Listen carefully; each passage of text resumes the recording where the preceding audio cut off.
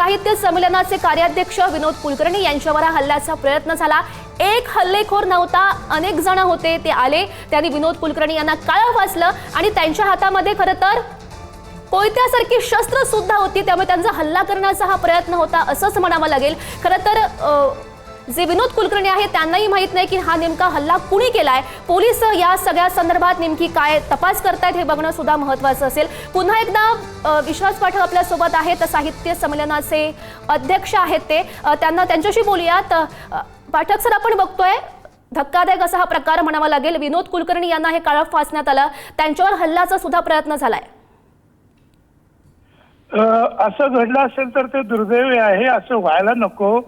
कारण बडोद्यापासून, गोव्यापासून, हैदराबाद पासून वर्षातून एकदा साहित्य संमेलनासाठी लोक किंवा मराठी रसिक वाचक एवढ्या बहुसंख्येने हजर असतात, त्यांच्यासमोर असं दर्शन घडायला नको।